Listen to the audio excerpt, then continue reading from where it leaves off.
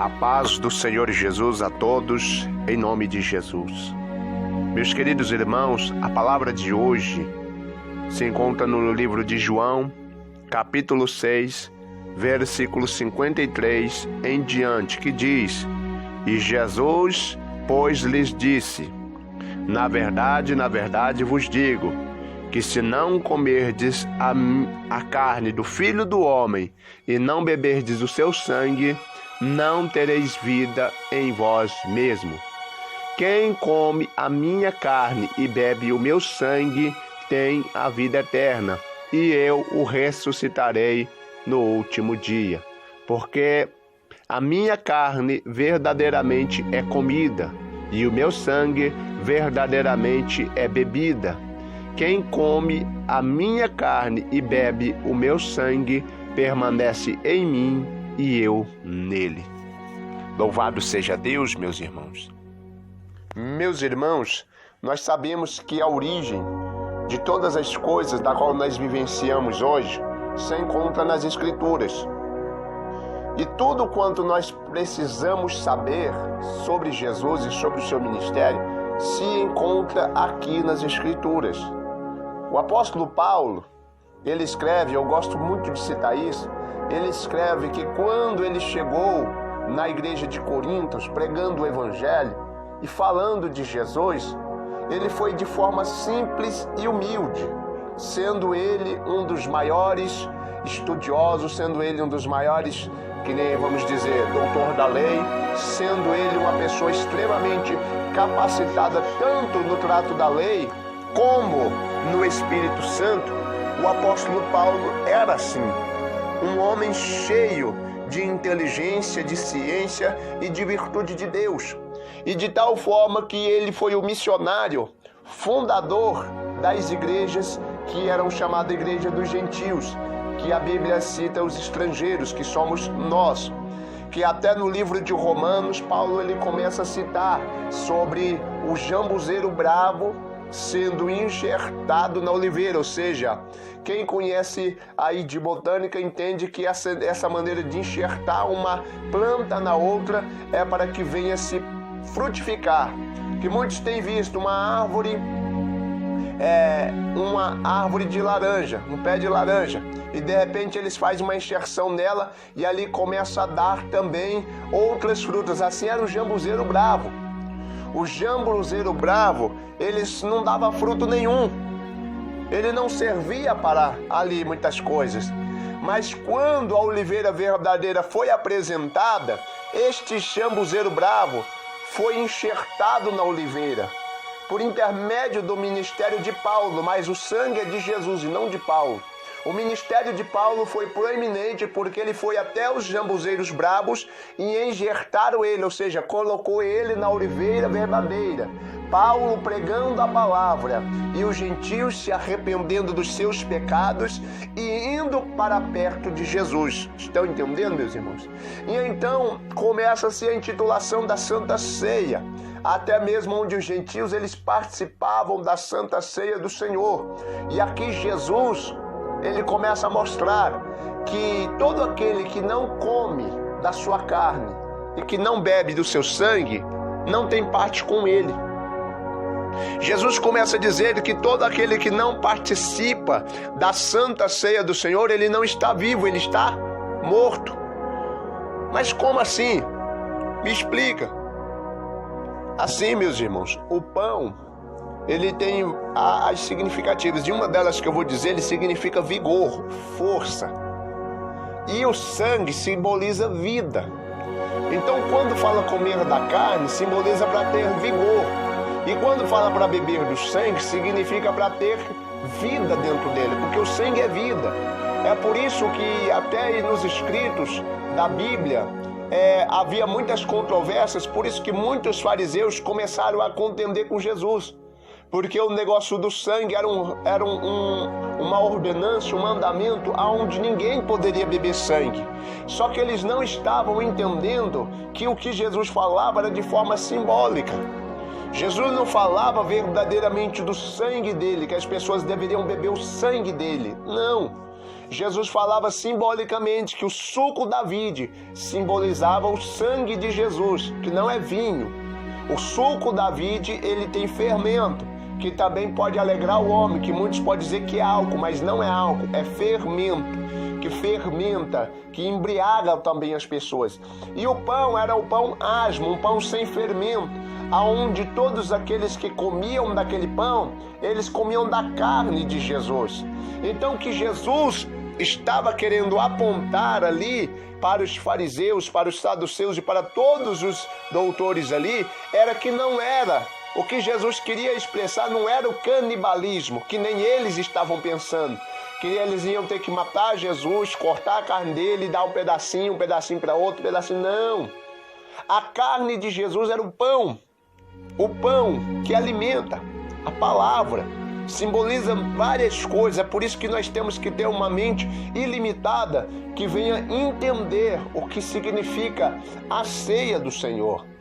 E essa contenda gerou de forma que Jesus ele continuava a falar em parábolas. E se Jesus tivesse falado abertamente para eles, eles entenderiam. Mas Jesus continuou a falar por parábolas, porque existia uma profecia que ouvindo ouvireis, mas não entendereis. Mas aqueles que têm os ouvidos abertos para a voz de Deus conseguem entender o que Jesus estava querendo dizer. Agora imagina, se o povo gentil não tivesse os olhos deles abertos pelo Espírito Santo, nós, gentios, os jambuzeiros bravos, se nós não tivéssemos a nossa visão espiritual aberta, nós iríamos entrar no canibalismo quando Paulo começasse a pregar. Porque até em si os gentios eram povos que não tinham lei. Por isso que até a Bíblia, aqui quando Paulo ele escreve numa carta a Tito, ele fala, exorta esse irmão 1, 2 vezes. Agora, se não houver arrependimento dele, considera como um gentil. Ou seja, considera como uma pessoa que não tem lei. Então, se o Espírito de Deus não abrisse os olhos do povo gentil, a palavra que Paulo estava pregando ia soar para eles o canibalismo. Então eles iriam beber sangue, iriam comer carne. Mas como o Espírito abriu a mente, eles comeram do pão, que simboliza a carne, e do suco da vide, que simboliza o sangue de Jesus. Então a Santa Ceia, ela é simbólica. E como funcionava a Santa Ceia? Era uma vez por ano, que era na época da Páscoa, no mês de Nissan, o primeiro ano do calendário hebraico. Era o dia da ceia do Senhor. E hoje nós seguimos a ceia luterina, ou luterana, que quer dizer o quê? A ceia dominical, que antigamente no catolicismo a ceia era todo domingo e ainda continua no catolicismo, a ceia todo domingo. Mas agora a ceia luterana é uma vez por mês. Uma vez por mês, no primeiro domingo do mês, era o dia da ceia do Senhor. Então, esse método foi pegado e foi injetado, e hoje é um mecanismo mais eficiente de organizar os irmãos que estão em comunhão.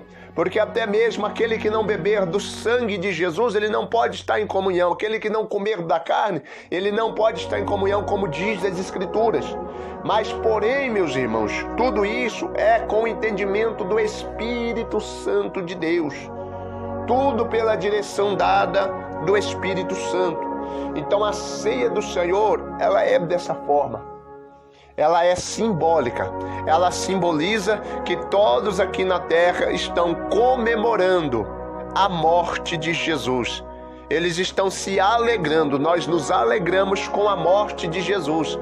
Porque com a morte de Jesus, meus irmãos, nós podemos ter vida dentro de nós.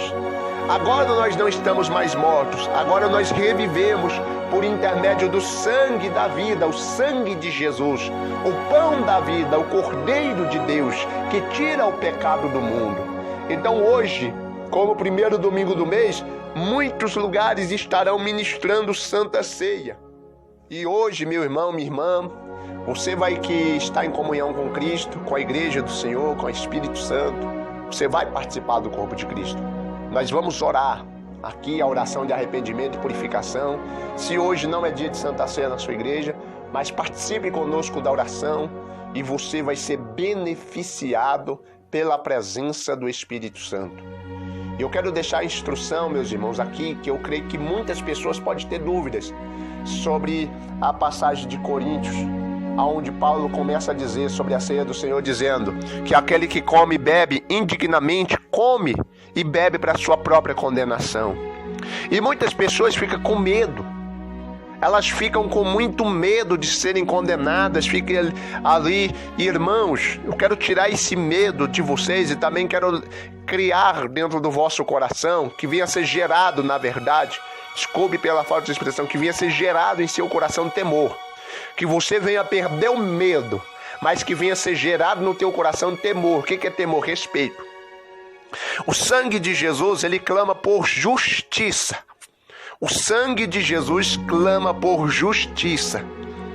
Então a justiça que Jesus está clamando é em favor do homem, mas também a justiça que ele clama também é contra o homem. Como assim, pastor? Me explica. Eu vou explicar, irmãos. Jesus ele está clamando por justiça em favor e contra.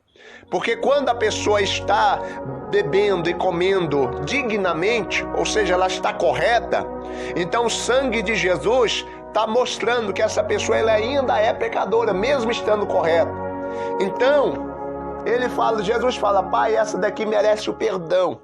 Por causa do meu sangue que clama por justiça, perdoa ela. E o sangue de Jesus que clama por justiça, agora aqui invalidou todas as obras de condenação contra esta vida. E agora esta vida, agora ela está liberta das acusações da morte e da condenação. Mas aquele que come indignamente, ou seja, que não está correto, que é libertino, como eu tenho ensinado em muitas palavras aqui, meus irmãos, a libertinagem, sobre a libertinagem, esse é aquele que sempre fica batendo no peito. Jesus ele é amor, posso fazer o que eu quiser, que Jesus vai me perdoar. Ou seja, essa pessoa não erra por pressões momentâneas, por tentações, por coisas que vêm combatendo contra a fé dela, mas ela já faz tendo a ciência de que o que ela está fazendo é errado. E nisso ela está sendo arrogante. E aí ela fala, eu vou participar da Santa Ceia, não vai me acontecer nada. Aí é onde Paulo diz, está sendo indigno. E agora o sangue de Jesus que clama por justiça vai falar, Pai, esse é libertino. Esse daí não. Esse daí eu vou clamar contra. O meu sangue está contra ele. Porque ele está invalidando o meu conserto. Ele está invalidando a minha aliança. Aonde está isso? Hebreus capítulo 10. Que os irmãos possam ler lá. Hebreus capítulo 10. Onde aquele que invalida o sangue de Jesus, meus irmãos, ele é culpado. E ali também fala que o sangue de Abel, ele clamava por justiça. Mas o sangue de Jesus fala muito melhor do que o de Abel, ou seja, ele está clamando por justiça. Como Abel clamava por justiça? Abel falava com Deus, falava, Deus, o meu sangue está clamando aqui por justiça. Caim me matou, eu quero justiça. Eu quero justiça. Então, automaticamente a justiça de Deus foi aonde Deus chega em Caim e fala, Caim, por que você matou Abel? Por que você matou ele? O sangue dele está clamando justiça para mim. Está pedindo para eu fazer justiça. Vocês estão entendendo, irmãos? Então essa palavra de comer indignamente são pessoas que têm o senso dentro do seu coração de serem libertinas. Não é você, meu irmão, que às vezes, por muita tentação, por muita fraqueza na fé, às vezes você erra, mas Deus está vendo a sinceridade dentro do teu coração. Mas aquele que quer enganar Deus, que ninguém engana a Deus, esse Deus está vendo e o sangue de Jesus está testificando contra. Por isso hoje, expulsa esse demônio da acusação. Expulsa esse demônio que quer às vezes te afastar você da presença de Deus por tentação, por pressões momentâneas. Manda este demônio para o quinto dos infernos, porque Deus te deu autoridade para vencer. Sabe por quê, irmãos? Eu estou falando dessa palavra porque existem muitos demônios que eles atuam na área da linha da acusação, para gerar acusação nas mentes das pessoas a fim de enfraquecê-las mentalmente. E elas sendo enfraquecidas mentalmente, eles começam a dominar os corpos dela, sendo que elas mesmas não querem fazer tais coisas. E nisso, meus irmãos, quando as pessoas estão enfraquecidas, elas começam a se distanciar de muitas coisas. É nessa hora que nós temos que ter visão de Deus para poder ver, para poder entender, para poder não matar aquela vida na fé. Porque quando a palavra de Deus fala para não respeitar os soberbos, nós estamos falando referente àqueles que ficam batendo no peito, dizendo eu posso fazer o que eu quiser. Eu não preciso ficar me santificando, não preciso ficar fazendo nada. Jesus já morreu por mim, é somente eu e pronto. Não preciso disso. Sabe o que é isso, meus irmãos? Sabe o que se chama isso? Sabe qual que é o nome disso? Libertinagem. E Deus, ele desagrada muito a Deus a libertinagem. E o sangue de Jesus clama contra. Por isso é necessário arrependimento, mudança instantânea. Que a pessoa venha mudar a mentalidade instantaneamente, rapidamente, para não ser condenada. Então não é uma apologia para que as pessoas venham ficar ao pecado, não. É uma apologia para nós suportarmos, a nós ajudarmos, para nós nos compadecer dos que estão fracos na fé. Se nós estamos fortes, que venhamos estender a mão para os que estão fracos na fé. E não vamos respeitar os soberbos, como diz no Salmo 40. Quem são os soberbos? Aqueles que não respeitam a Jesus. Aqueles que não têm um pingo de amor por Jesus. É os mundanos que nem o povo diz, não é mundano, é cativo. Eles não são soberbos. Eles são pessoas que estão presas, que não têm conhecimento da palavra.